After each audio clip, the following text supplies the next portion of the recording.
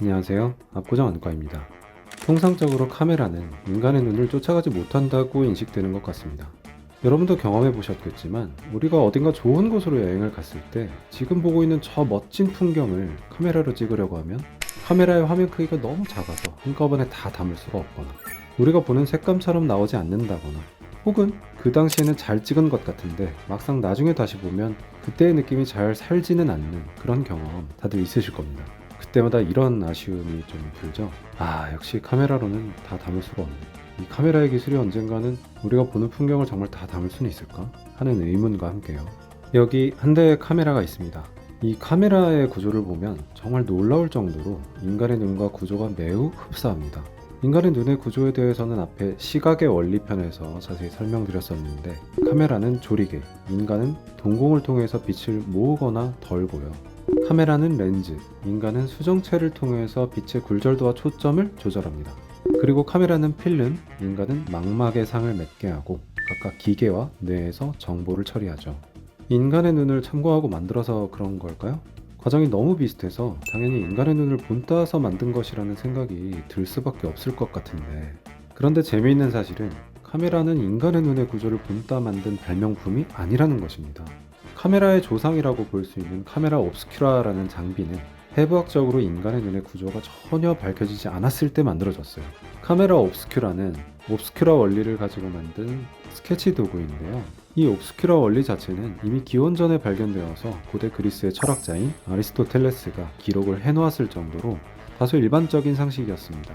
또 1839년에 발명되어서 현대 사진기의 시초가 된 다게레오타입의 카메라의 발명에도 해부학적 지식을 응용했다는 기록은 없습니다. 즉, 카메라는 인간의 눈을 본따 만든 것은 아니지만 시각 정보를 효율적으로 기록하는 방법을 찾고 발전시키다 보니까 최종적으로는 인간의 눈 형태로 진화하게 되어서 지금에 와서는 비슷하게 되었다고 보시면 되겠습니다. 그렇다면 차이점은 어떤 걸까요? 대체 어떤 차이 때문에 우리가 보는 것을 카메라로 다 담을 수 없다고 하는 걸까요? 지금부터 대표적인 성능 비교를 몇 가지 해보겠습니다. 첫 번째로는 해상도 비교인데요. 인간의 눈으로 보는 것을 TV나 모니터에 있는 픽셀 단위로 환산하면 개인차는 있지만 8K 정도, 그러니까 3300만 화소 정도의 화질이라고 합니다. 현 시대의 8K를 궁극의 해상도라고 칭하는 이유도 그 이상의 디스플레이의 해상도는 인간이 구분하기가 어려워서 기술적으로 의미가 없기 때문입니다. 최근에는 8K 촬영 장비도 8K 디스플레이도 상용화되어 있는 시대라는 것은 다들 아실 텐데요. 다만 아직까지는 정해진 영역만을 촬영하는 카메라 화각의 한계 때문에 인간의 눈처럼 전방위를 다 8K 화질로 실시간으로 볼 수 있는 것은 아닙니다. 두 번째로는 프레임률인데 FPS라는 개념이 있습니다. 초당 몇 개의 정지화면을 연속으로 보게 하느냐라는 것에 대한 단위인데, 우리가 캠코더나 카메라로 촬영한 모든 영상물은 사실 정지화면이 연속되는 것입니다. 30fps는 1초에 정지된 30개의 사진들이 이어지는 것이고, 60fps는 1초에 60장의 사진이 연속으로 이어지는 것이죠. 인간의 눈이 현실의 연속성을 감지하는 수준을 이 프레임률로 환산하면 대략 90에서 200프레임 사이라고 합니다. 200프레임 이상이 넘어가면 현실과 구분이 안 되는 수준이 된다는 것인데, 현재 240fps를 지원하는 디스플레이와 카메라가 상용화되어 있는 상태입니다. 세 번째는 화각입니다.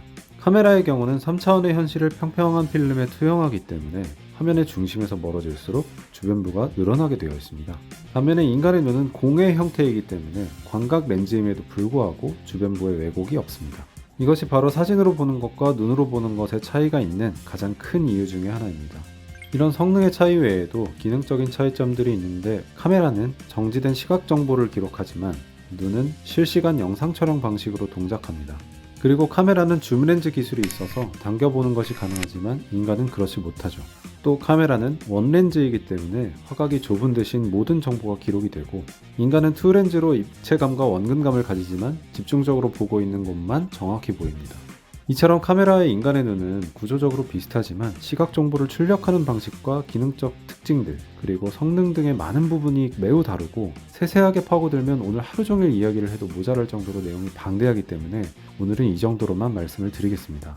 정리하자면 지금 카메라와 디스플레이 기술이 인간의 눈과 흡사한 부분이 굉장히 많아졌고, 현재는 아닐지라도 앞으로 뛰어넘을 수 있을 것으로 기대가 되고 있습니다. 불과 3, 4년 전만 해도 카메라가 인간의 눈의 성능에 근접하는 것이 별로 없었지만 엄청난 속도로 발전하는 과학기술의 덕에 화질이나 재생품질 등의 몇 개의 영역에 대해서는 거의 눈의 능력에 근접하게 된 상황이 되었다고 볼 수 있겠습니다.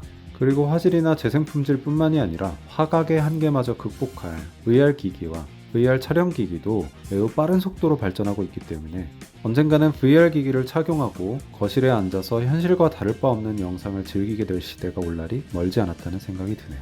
그러나 기계의 성능이 인간의 눈을 뛰어넘는 그런 세상이 온다고 하더라도 과연 카메라로 우리가 보는 것을 다 담을 수 있을까요?